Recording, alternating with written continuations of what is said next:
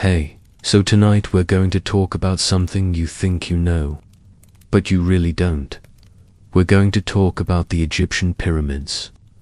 Forget the aliens, forget the mystical energy fields, forget the romanticized notions of an ancient, effortless wonder. Tonight, we're peeling back the centuries to reveal the grinding, brutal, utterly human reality of their construction. It was less about magic and more about sheer, soul-crushing toil.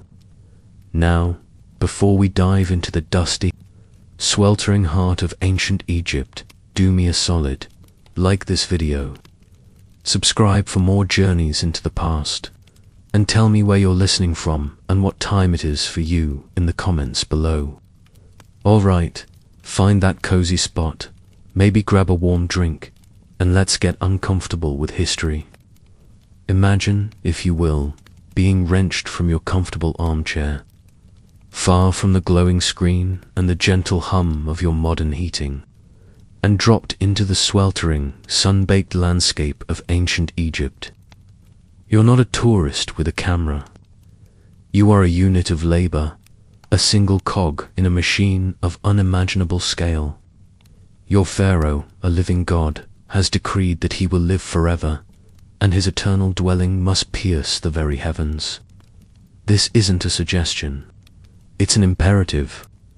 You see the scribes, not unlike modern project managers, poring over papyrus scrolls, their faces grim, their fingers tracing lines that represent unimaginable loads of stone. They're not sketching beautiful architecture. They're calculating man-hours, logistical nightmares, and the sheer, brutal force required to move mountains. Literally, you feel the buzz of anticipation, a low thrum of fear and awe, as the royal pronouncement echoes through the fertile lands. This wasn't some sudden whim. This was a long-term, multi-generational national project, meticulously planned over decades, sometimes centuries, before the first stone was ever laid. Think of the largest public works project you can imagine today: a high-speed rail network, a massive dam, a sprawling urban development, and multiply its complexity and demand for human effort by a factor of 10, perhaps 100. Now strip away all the modern conveniences. No concrete mixers, no bulldozers, no GPS, no cranes, no power tools. Just human muscle, basic tools, and an unwavering, divine mandate. You see the chief architect, Imhotep perhaps, or one of his successors, standing atop a small rise, his eyes scanning the horizon. He's not dreaming of beauty. He's envisioning a ramp system that stretches for miles, a workforce of tens of thousands, a supply chain that reaches the distant quarries of Aswan and the white cliffs of Tura. He's calculating angles, measuring the strength of ropes woven from palm fiber, estimating the drag of massive stone blocks over sand. His mind is a colossal spreadsheet of logistics, all governed by the unforgiving sun and the unpredictable Nile. You hear the excited whispers, the nervous murmurs, as the implications sink in. Your life, your entire community's life, will now be dedicated to this endeavor. The harvest cycles, the flooding of the Nile, these aren't just natural phenomena anymore. They are critical factors in the grand construction schedule. Every able-bodied person, male and female, will contribute in some way, whether hauling, cooking, weaving, or feeding the massive workforce. You feel a prickle of sweat on your brow, not just from the Egyptian heat, but from the immense weight of what is coming. This vision, this obsession with immortality, will define your existence, demand your strength, and quite possibly consume your very life. The initial surveys begin, laying out the precise orientation aligned with the cardinal points, almost perfectly. How they achieved such accuracy with only rudimentary tools is a testament to their deep understanding of astronomy and geometry. They didn't have compasses as we know them. They used the stars, the setting sun, and long cords to define true north, south, east, and west with staggering precision. Imagine yourself a simple laborer watching these learned men, these priests and scribes, marking out the vast square base of what will become an artificial mountain. You don't understand their complex calculations, their observations of the heavens, but you understand the authority in their voices, the absolute certainty in their movements. You grasp that this is not just a building, it is a sacred act, a direct pathway to the gods. The very air seems to hum with the pharaoh's will, a force as palpable as the desert wind. You watch as they pound wooden stakes into the ground, stretch out ropes, and level the vast site using a method surprisingly similar to what a modern surveyor might use. A simple water level. Probably a network of shallow trenches filled with water, allowing them to mark an absolutely flat base across a huge area. The meticulousness is astounding. This wasn't about mystery. It was about an almost obsessive dedication to precision, driven by a belief system that hinged on the afterlife. Every detail, every measurement, every calculation had to be perfect for the pharaoh to achieve his immortal journey. And you, a part of the throng, are about to become intimately acquainted with every grinding, monotonous step of that perfection. Now, close your eyes and really feel this. You are no longer on the construction site. You have been assigned to the quarries, hundreds of miles apart. The air here isn't just hot. It's thick with the gritty dust of pulverized rock, a fine, biting powder that coats your skin, clogs your nostrils, and scratches your throat with every breath. Your ears ring with a cacophony that is both primal and relentless, the dull, rhythmic thud of dolerite hammers striking hard granite, the sharp, metallic clang of copper chisels struggling against limestone, the grunts and shouts of thousands of men. This is not a quiet, thoughtful process. It's a brutal symphony of raw power and brute force. You are handed a dolerite hammer, a heavy, dense ball of rock, often hafted with a wooden handle and pointed towards a sheer rock face.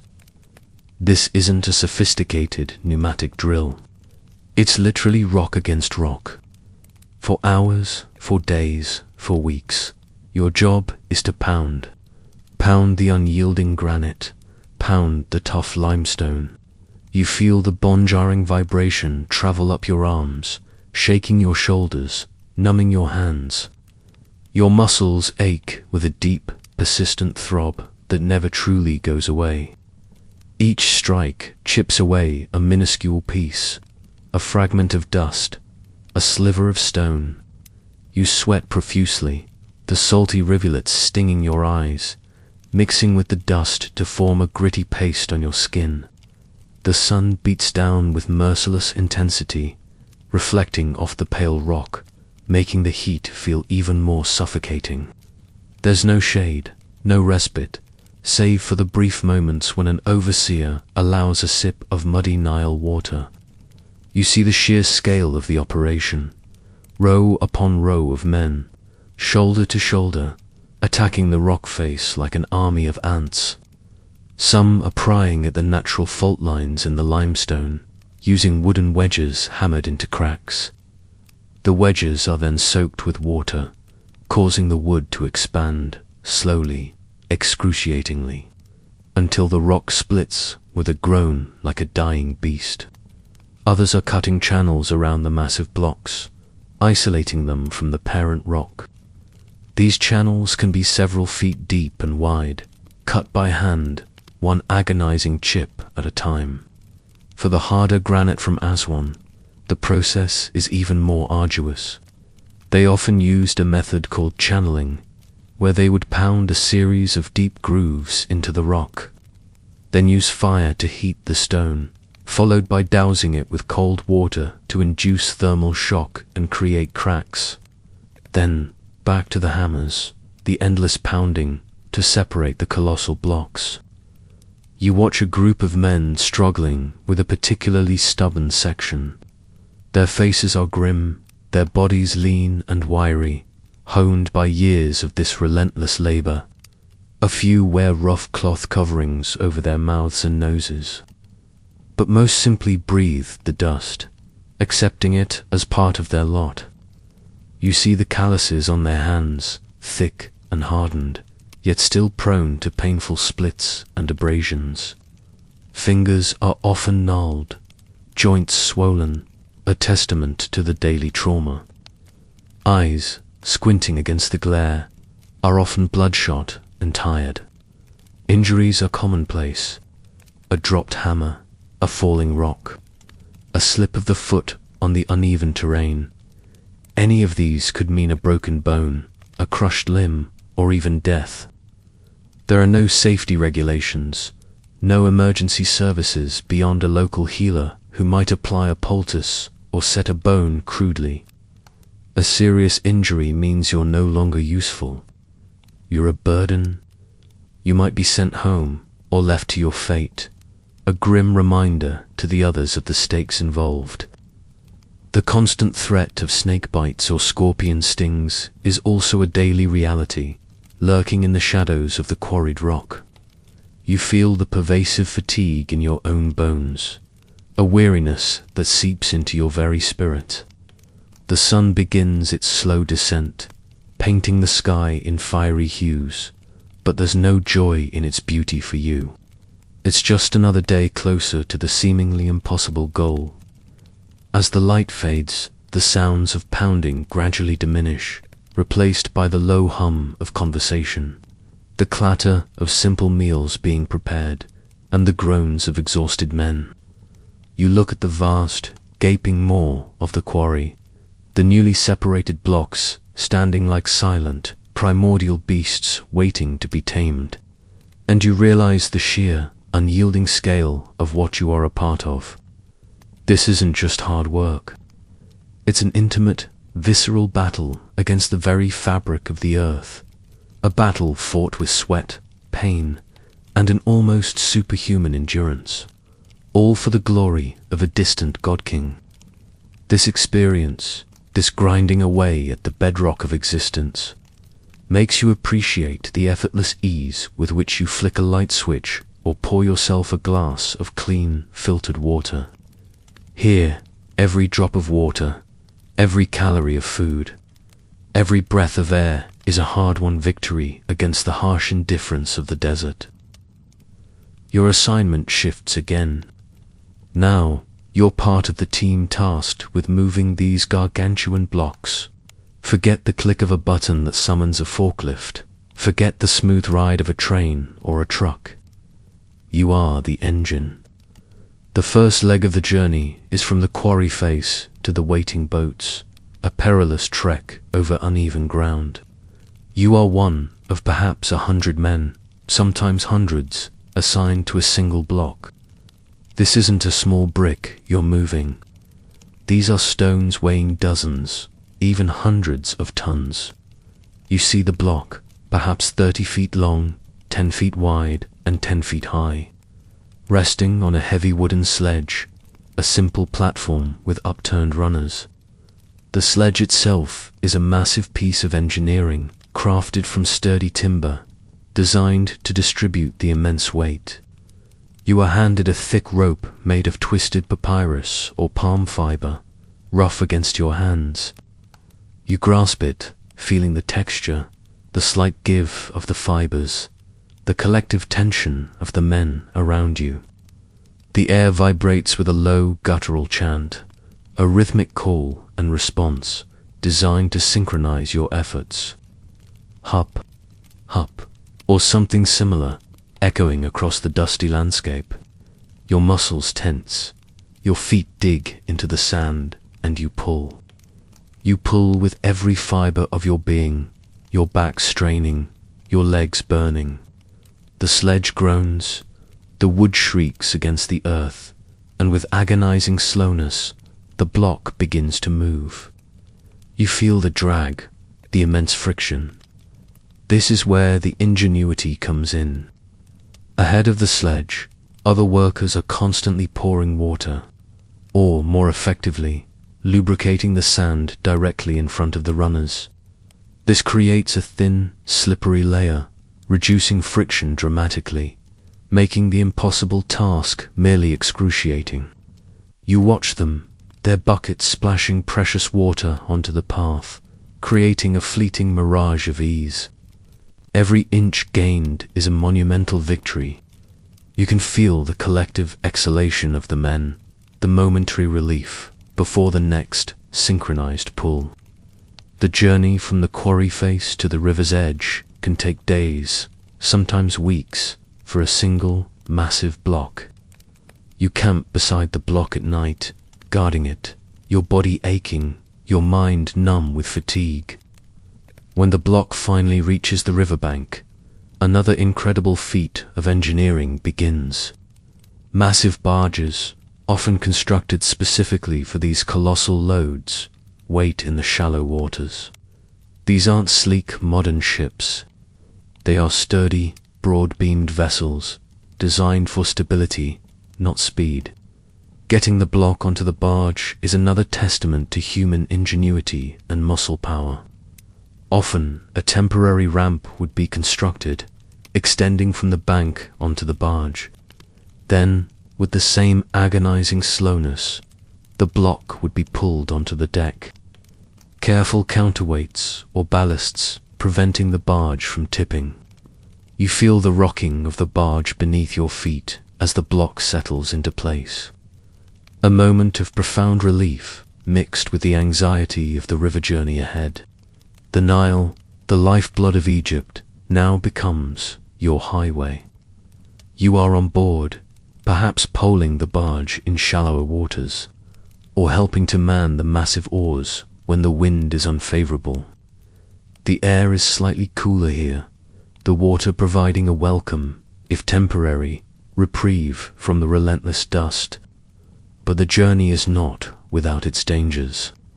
The Nile can be unpredictable, with shifting sandbanks, strong currents, and the ever-present threat of crocodiles. You watch the river, your eyes scanning for hazards, your body still humming with the after-effects of the intense physical labor.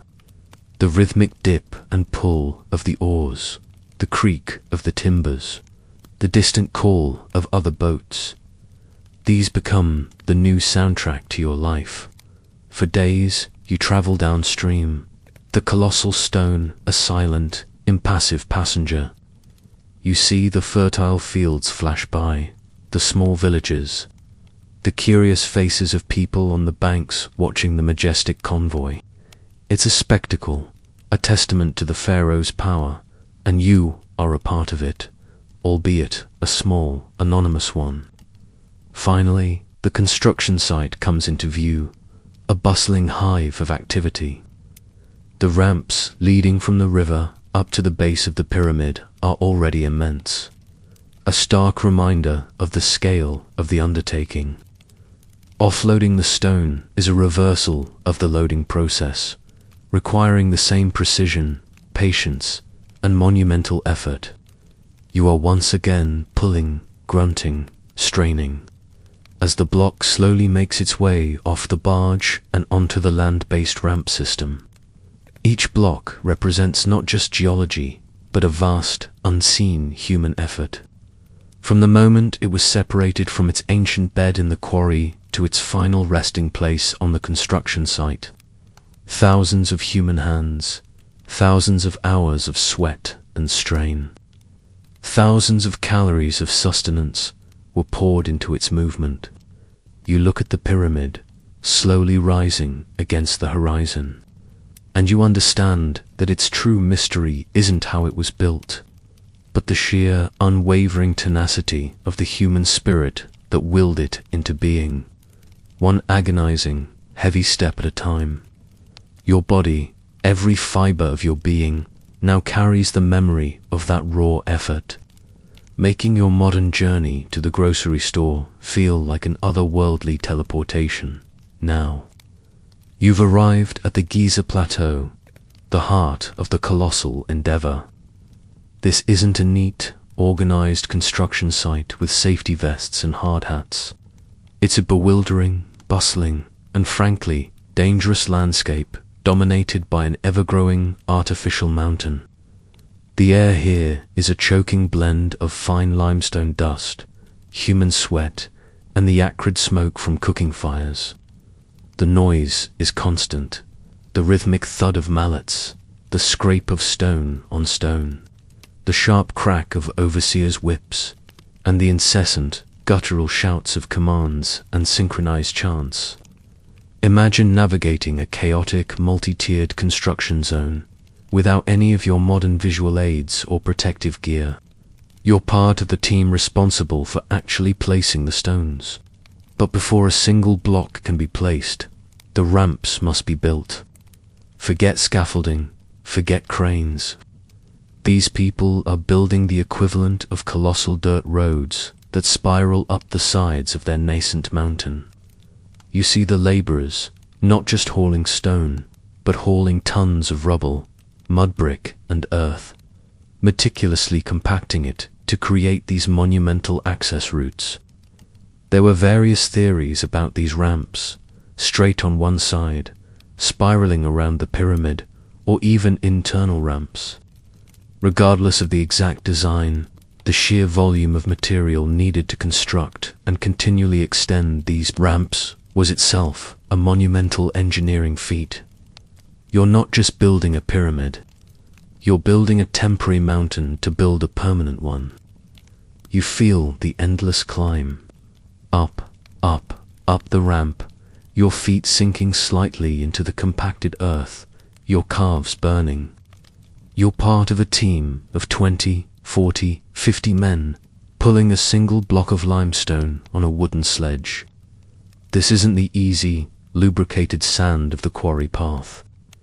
This is an incline, often steep, demanding every ounce of your strength. The ropes cut into your shoulders, your hands are raw from gripping the rough fibers, and your lungs burn with the exertion. You hear the rhythmic call and response of the overseers, their voices hoarse from shouting commands, urging you on, threatening punishment for any slackening of effort. Pull, pull. For the pharaoh, they cry, and the threat behind the words is palpable.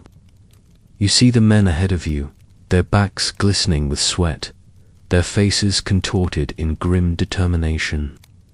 You see the men behind you, equally exhausted, equally driven. There's no room for individual weakness here. The chain is only as strong as its weakest link, and a dropped block on a ramp could lead to a catastrophic cascade, injuring or killing dozens. The danger is constant.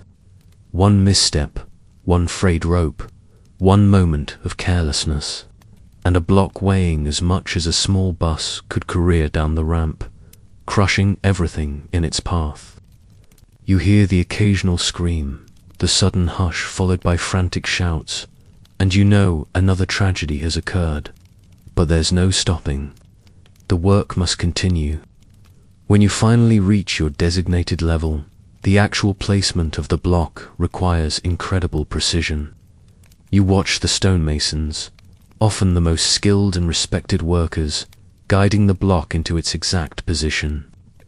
They use simple but effective tools, levers fashioned from sturdy wooden beams, wedges and shims to manipulate the colossal stones. The goal is to fit each block so perfectly that you couldn't slip a razor blade between them, especially for the casing stones on the exterior.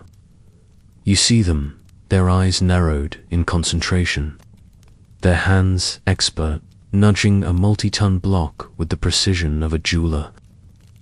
This wasn't guesswork. It was a profound understanding of mechanics and immense patience. Each block is planed and smoothed on at least one side, the surface that will meet its neighbor.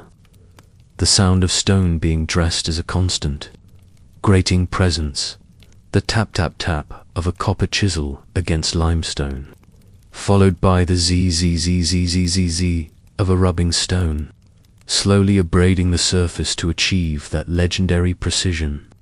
Imagine doing this for millions of blocks, not just a few. You stand back, breathless, as a block finally slots into place with a satisfying, almost imperceptible click. Then the process begins again. Down the ramp you go, your legs trembling, to join the next team, to pull the next block up the relentless incline. You see the sheer numbers of people, a living, breathing, working organism. The base of the pyramid is a hive of activity, with thousands of men engaged in various tasks, moving stones, shaping them, building ramps, ferrying supplies. It's a testament to incredible organization, discipline, and a hierarchical structure that kept this massive workforce coordinated. You look up at the pyramid, steadily growing, layer by agonizing layer, and you realize that what seems like a simple stack of stones is actually an intricate puzzle, assembled with unparalleled human effort and a profound, almost mystical, understanding of the earth and sky. This constant, repetitive, muscle-straining labor, day after day, year after year, stretches before you like an endless horizon. Your comfortable office chair, your ergonomically designed keyboard, your climate-controlled environment, they seem like luxuries from another universe compared to this gritty, brutal reality where every breath is a struggle and every step is an act of will. You are not just building a tomb. You are building an entire civilization's belief system, one aching muscle fiber at a time. Let's zoom in a little closer now, beyond the grand logistics and the monumental effort, and focus on the intimate, daily reality of the pyramid builders. Forget the romanticized images of slaves toiling under the whip.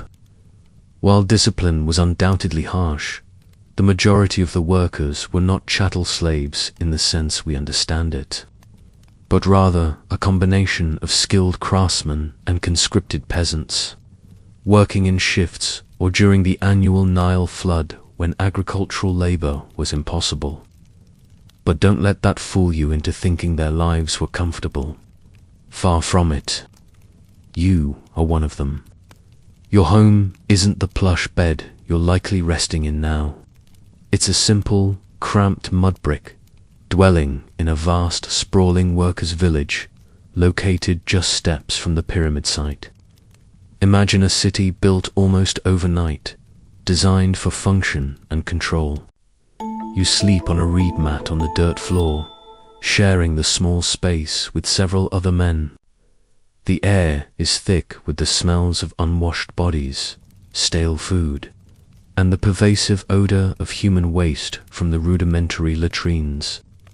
Privacy is a luxury unknown. Every morning, before the first rays of the sun have fully kissed the horizon, you are roused by the shouts of overseers, the clang of metal, and the general clamor of thousands of men stirring. Your breakfast is simple, functional, a coarse bread, perhaps some onions or garlic, and a meager amount of beer, which was a staple.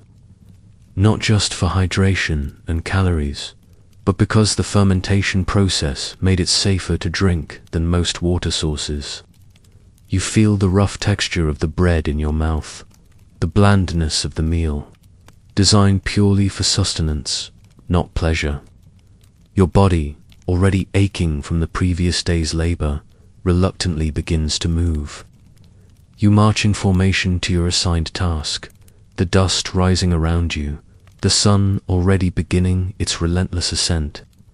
Your uniform is a simple loincloth or a rough linen kilt, offering little protection from the sun or the rough stones.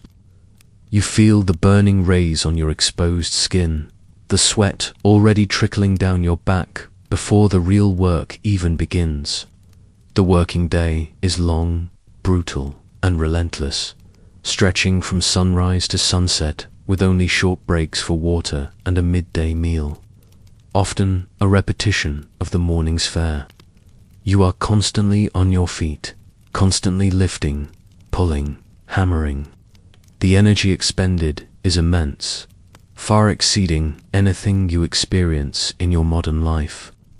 You burn thousands of calories every day, and the food provided is just enough to keep you going, but rarely enough to truly feel satiated or to replace all the nutrients lost.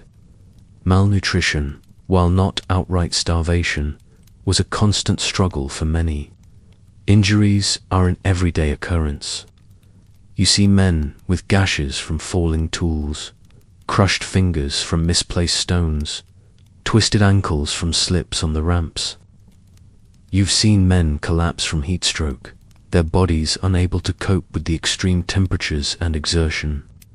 Medical care is rudimentary. A skilled bone setter might mend a broken limb, and herbal remedies could treat some infections. But serious injuries often led to incapacitation, permanent disability, or death. You hear the coughs of men, a persistent sound in the camp, from the constant inhalation of dust. Respiratory illnesses are common, as are various parasitic infections from unsanitary conditions. Life expectancy, even for these relatively well-fed workers compared to other ancient laborers, was significantly lower than today. You feel the constant presence of pain in your own body, a dull ache that settles into your muscles and joints, a throbbing in your head from the relentless sun. Sleep, when it comes, is a desperate escape, a brief respite before the next dawn heralds another day of ceaseless toil. Yet, amidst the hardship, there is a strange camaraderie. You are all in this together, bound by shared suffering and a common purpose. You hear the jokes, the complaints, the songs sung to ease the monotony of the work. You help a fellow worker struggling with a particularly heavy load, and he returns the favor later. This shared experience, this collective endurance, is a vital part of survival. You understand that your individual existence is secondary to the pharaoh's immortality. Your life, your strength, your pain, they are all contributions to a divine goal. And as the sun sets, casting long shadows across the growing pyramid, you stumble back to your cramped quarters, your body utterly spent, your mind too exhausted for anything but the thought of a few hours of uneasy sleep. You've gone from the individual comforts of your modern life to the brutal, collective anonymity of ancient labor, where every breath is earned, and every day is a test of sheer, unwavering endurance. The stark reality of this existence makes you truly appreciate the soft sheets, the warm blankets, and the profound peace of a night uninterrupted by aching muscles, and the certainty of dawn's demanding call. Now, let's shift our perspective for a moment. You're no longer a laborer pulling a rope, but an observer standing amidst the organized chaos, looking up towards the apex of command. Imagine yourself in a modern setting, say, on the floor of a major stock exchange or a vast manufacturing plant. There's a buzzing energy, a sense of controlled frenzy, but underneath it all, a precise system. That's what the pyramid site was, but without any digital screens or advanced communication systems. The entire operation was a masterclass in ancient project management, executed through sheer human intellect and an iron will. You see the scribes, distinct from the rough laborers, their skin cleaner, their clothes finer. They are the record keepers, the administrators, the logistical masterminds. They're constantly moving, their papyrus scrolls and ink pots clutched in their hands, recording the arrival of stones, the allocation of resources, the status of different work gangs. Every block, every tool, every ration of food had to be accounted for. Imagine keeping track of tens of thousands of people, their tasks, their supplies, all without a computer, using only reed pens and papyrus. It's a monumental administrative task that would overwhelm many modern systems. You hear the sharp, authoritative voices of the overseers, the foremen of the various gangs. These men are the immediate managers, the ones who translate the scribe's directives into action. They patrol their sections, their staffs or whips, often striking the ground, or occasionally a laggard to maintain the relentless pace. Their eyes miss nothing. They ensure that the ropes are taut, the sledges are moving, the masons are cutting with precision. You feel the pervasive pressure they exert, a constant low-level hum of urgency that permeates the entire site. They are the human embodiment of the pharaoh's will, ensuring that every individual contributes their maximum effort. The engineering and architectural ingenuity are truly astounding, considering the tools available. You watch the master builders, men of immense knowledge and experience. They don't have blueprints in the modern sense, but they have a profound understanding of geometry, load-bearing principles, and astronomical alignments. They are using simple plumb bobs to ensure verticality, stretched ropes and squares to check angles, and water levels to ensure flatness. They know how to calculate the stress on a ramp, how much force is needed to move a block, and the precise angle required for stability.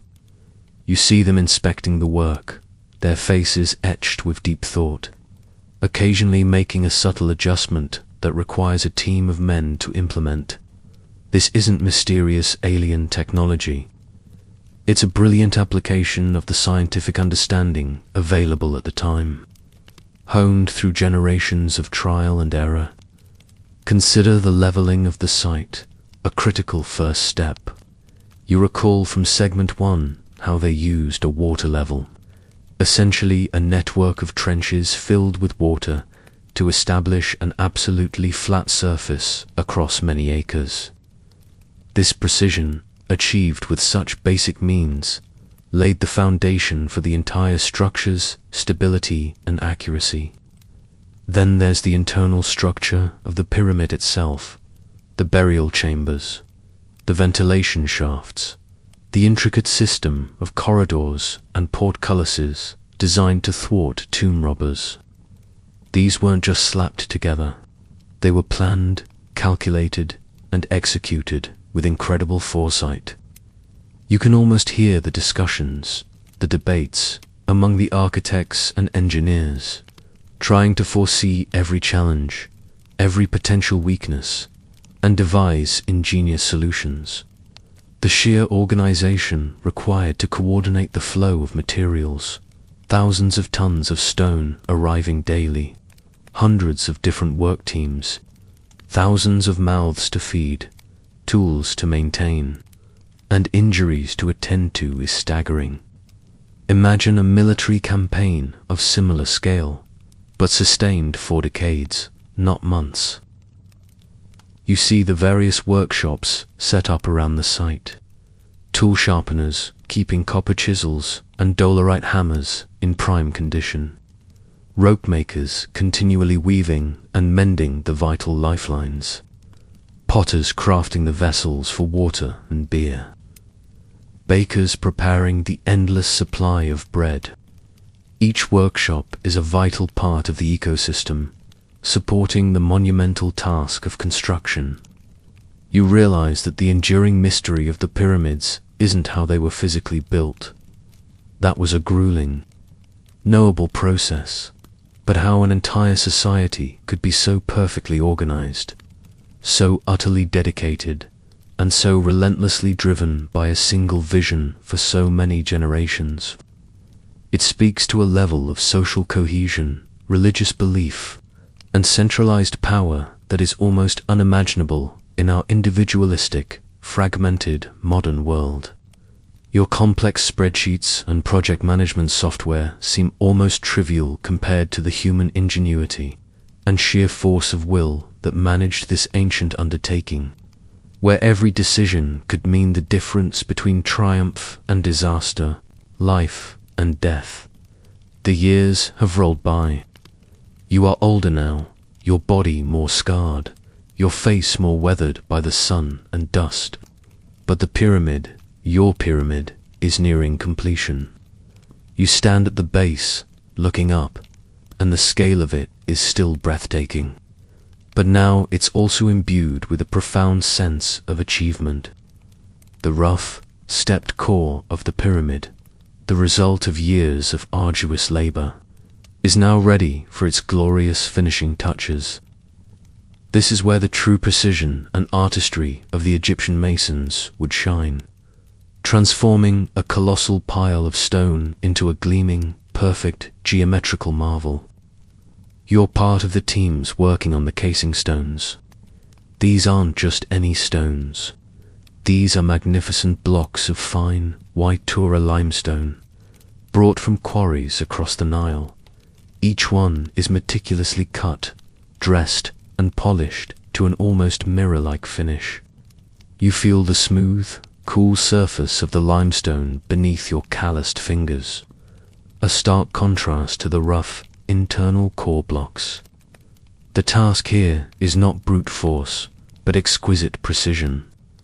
You watch the skilled masons, their tools finer, their movements more delicate.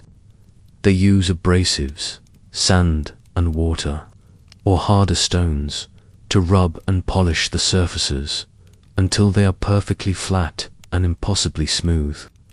The goal is to make the pyramid gleam like a giant artificial star reflecting the sun's rays across the desert. Imagine 1,000 skilled craftsmen patiently rubbing stone against stone, day after day, for years, to create that dazzling exterior. The light reflecting off the casing stones would have been blinding, a beacon visible for miles, a testament to the pharaoh's divine power. You hear the soft, rhythmic scrape of the polishing stones, a gentle counterpoint to the earlier cacophony of hammers and shouts. The air is still dusty, but it's a finer dust now, the dust of perfection. As the casing stones are placed, they fill in the steps of the pyramid, creating its iconic, smooth, angled sides. The fit is astonishingly tight, so exact that a piece of paper, let alone a modern credit card, could not be inserted between them. This wasn't for aesthetics alone. It was a matter of structural integrity, protecting the inner core from erosion, and embodying the divine order and perfection that the pharaohs sought to achieve in the afterlife. The most awe-inspiring moment comes with the placement of the capstone, or pyramidion.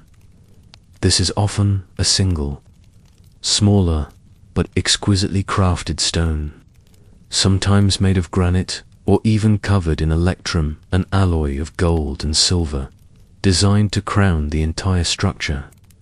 Imagine the final, agonizing ascent up the ever-shrinking ramp, the tension in the air, the collective holding of breath as this sacred object is carefully maneuvered into place. You stand below, craning your neck as the capstone is finally settled. A cheer erupts from the thousands of workers, a roar of collective triumph that echoes across the vast desert. It's a moment of profound satisfaction, a release of years of pent-up effort and strain. You've done it. You, a simple laborer, have contributed to building a mountain that reaches for the gods. But the work isn't entirely over. The ramp systems, which were so crucial to the construction, now need to be dismantled. This is another immense undertaking, as tons of rubble and earth are carefully removed, exposing the perfectly smooth, gleaming faces of the finished pyramid. As the ramps disappear, the full, awe-inspiring majesty of the pyramid is revealed for the first time, a perfect geometric form rising from the desert floor.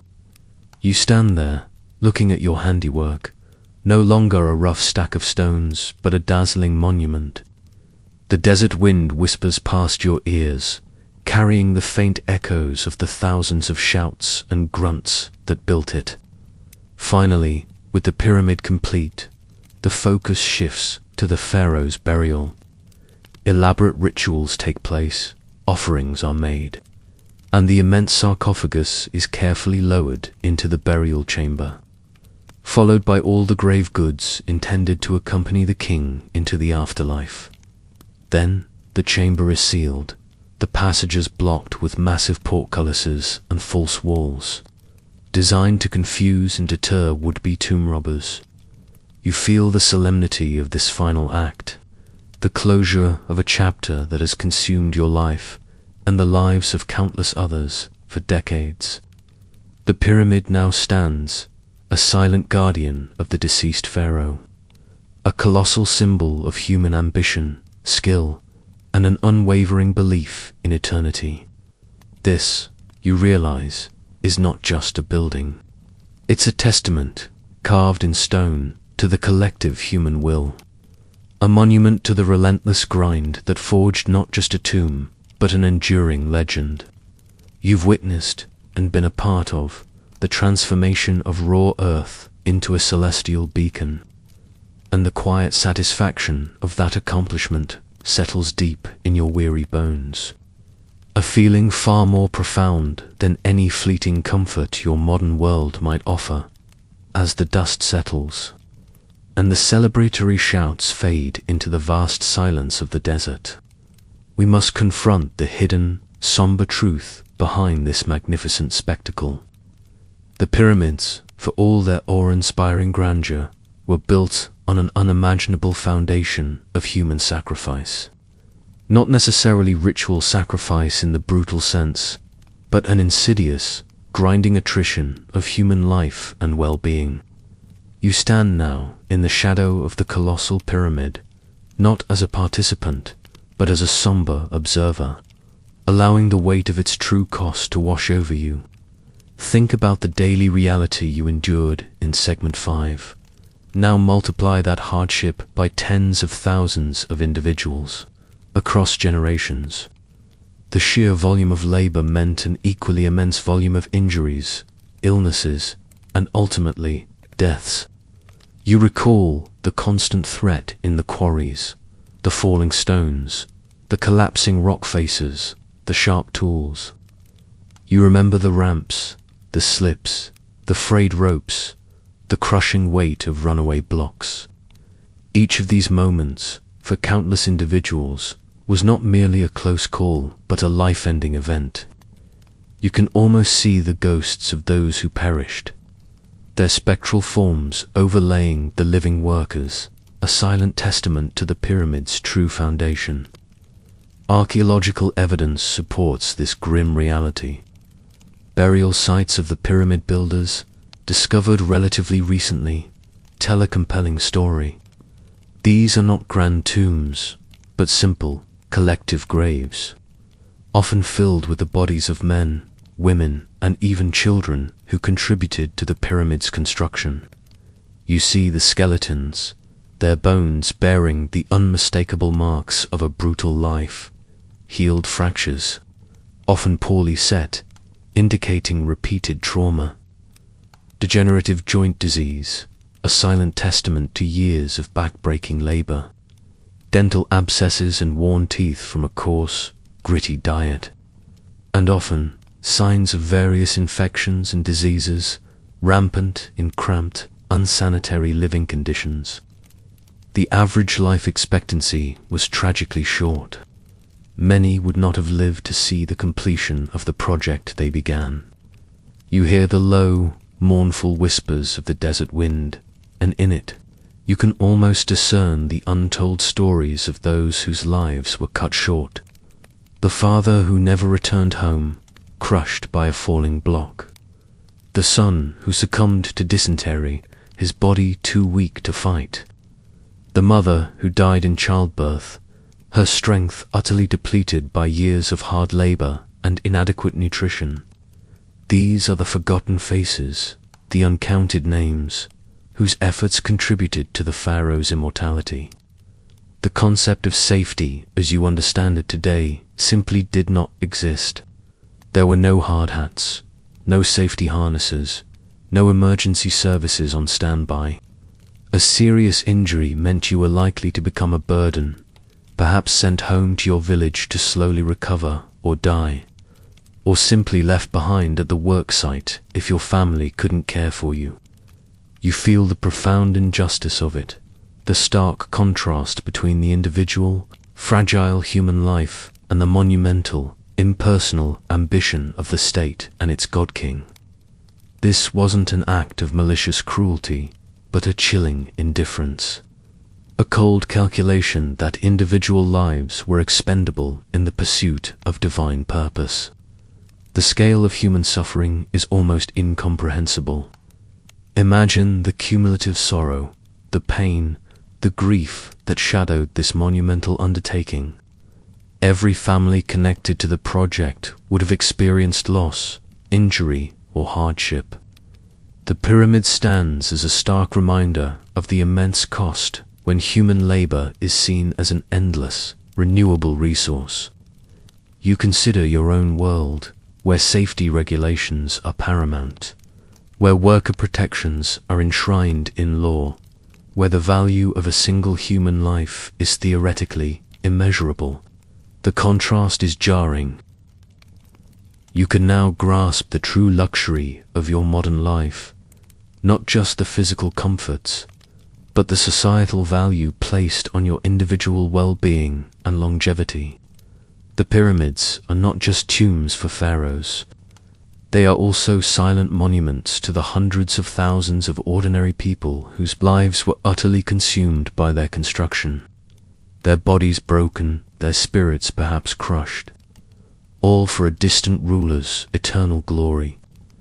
You look at the grand, ancient structure again, and it no longer feels merely awe-inspiring.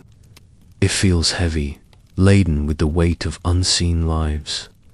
A stark reminder of the brutal, relentless price of immortality in a world without your comfortable modern safeguards. It's a sobering realization that makes your own safe, warm bed feel like an unimaginable haven from the relentless, unforgiving grind of history. Now, as our journey through the gritty reality of pyramid building comes to a close, you stand once more at the foot of these colossal structures, but your perspective is irrevocably changed. The romantic mist has lifted, replaced by the stark, awe-inspiring clarity of truth. You no longer see the pyramids as a mysterious, alien wonder, but as a profound testament to the power of the human spirit, for better or worse. You hear the silent whisper of the desert wind as it sweeps across the Giza plateau, rustling through the palm trees, carrying with it the echoes of millennia. In that wind, you can almost hear the grunts of labor, the shouts of overseers, the rhythmic chants that synchronize the efforts of thousands. You hear the scrape of stone on stone, the tap of chisels, the splash of water lubricating the sledges. These aren't just sounds. They are the visceral memory of human endeavor, burned into the very fabric of the landscape. The pyramids, you now understand, are not monuments to a forgotten alien race, nor are they the product of lost magical technology. They are monuments to human ingenuity, resilience, organization, and above all, sheer, unyielding perseverance. They stand as irrefutable proof of what humanity is capable of achieving when united by a singular, unwavering vision, even one born of absolute power and religious conviction. You feel a strange mix of emotions, a renewed sense of awe for the scale of the human effort, a deep appreciation for the advance for their time understanding of engineering and logistics, and a profound empathy for the countless individuals whose lives were dedicated, and often sacrificed, to this monumental task. They faced challenges that would make your modern-day dilemmas seem trivial, grappling with the physical world with only their muscle, their minds, and rudimentary tools. You see the sheer ambition embodied in these structures. What drives a civilization to undertake such an immense, multi-generational project? A profound belief in the afterlife, certainly, and the divine status of their pharaohs, but also a desire for permanence, a craving for immortality, a need to leave an indelible mark on the face of the earth. This primal urge, this drive to build, to create, to endure, is a thread that connects us, the modern listener, to those ancient builders. Think about the grand structures of your own time, skyscrapers that pierce the clouds, bridges that span vast chasms, networks that connect the entire globe. While the tools and methods have changed dramatically, the underlying human ambition, the drive to overcome obstacles and leave a legacy, remains the same.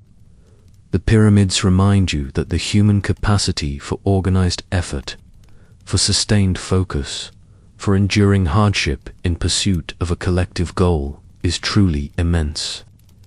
They challenge your assumptions about what is possible with limited technology, forcing you to reconsider the power of human collaboration and will. As you settle deeper into your comfortable bed, the soft glow of your screen now a gentle comfort, take a moment to reflect on the contrast. You are in a world of convenience, where physical labor is largely outsourced to machines, where a comfortable life is often taken for granted. The ancient Egyptians lived in a world where every comfort, every piece of food, every drop of water, every structure was the direct result of arduous, often painful human effort. The pyramids, stripped of their mythical veil, stand as a powerful reminder of this fundamental difference, and perhaps a prompt to appreciate the profound ease of your own existence. This ancient grind, this epic human struggle, has ultimately given us something far more valuable than a mystery, a profound understanding of ourselves, our limits, and our limitless potential. And with that thought, as the last echoes of ancient toil fade into the quiet of your room, you can truly rest, safe and warm, a world away from the dust and sweat and relentless sun of the Giza Plateau. You can now grasp the true luxury of your modern life, not just the physical comforts, but the societal value placed on your individual well-being and longevity. The pyramids are not just tombs for pharaohs.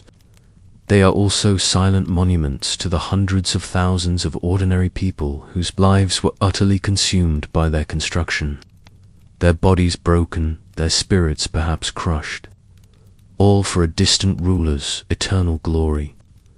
You look at the grand, ancient structure again, and it no longer feels merely awe-inspiring.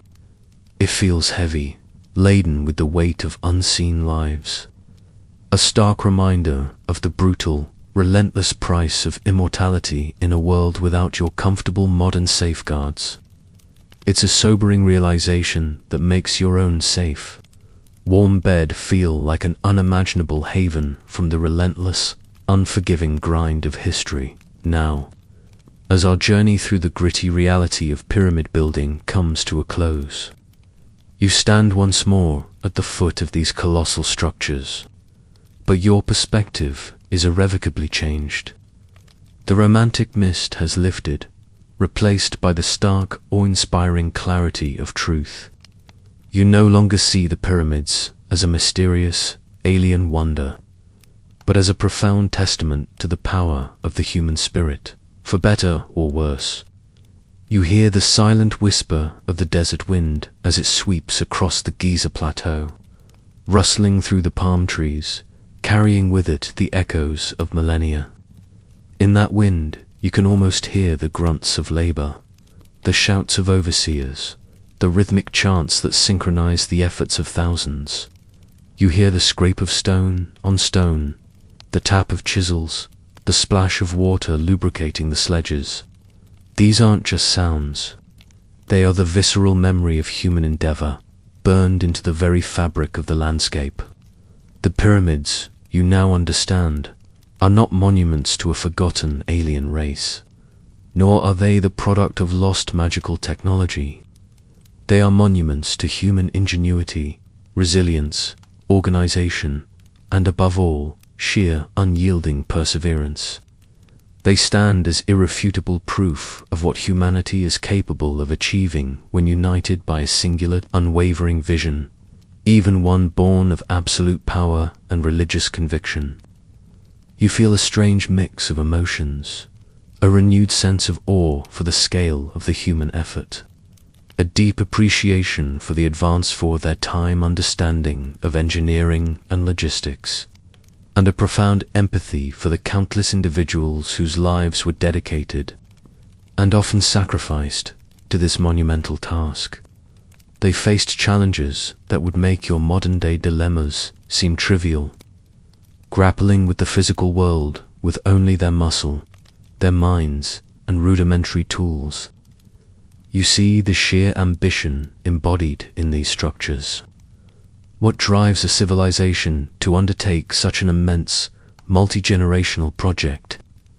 A profound belief in the afterlife, certainly, and the divine status of their pharaohs, but also a desire for permanence, a craving for immortality, a need to leave an indelible mark on the face of the earth.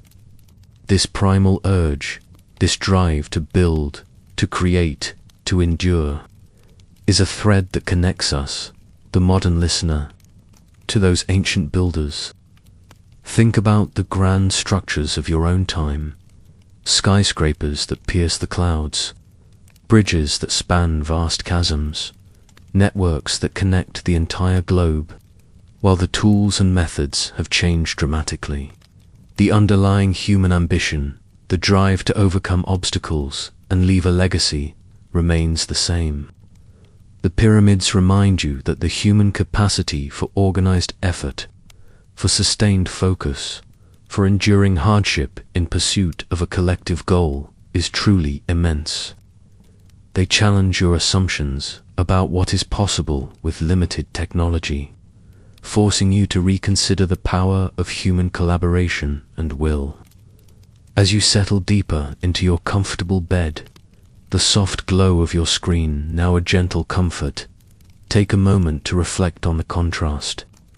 You are in a world of convenience, where physical labor is largely outsourced to machines, where a comfortable life is often taken for granted. The ancient Egyptians lived in a world where every comfort, every piece of food, every drop of water, every structure was the direct result of arduous, often painful, human effort. The pyramids, stripped of their mythical veil, stand as a powerful reminder of this fundamental difference, and perhaps a prompt to appreciate the profound ease of your own existence. This ancient grind, this epic human struggle, has ultimately given us something far more valuable than a mystery, a profound understanding of ourselves, our limits, and our limitless potential. And with that thought, as the last echoes of ancient toil fade into the quiet of your room, you can truly rest, safe and warm, a world away from the dust and sweat and relentless sun of the Giza Plateau.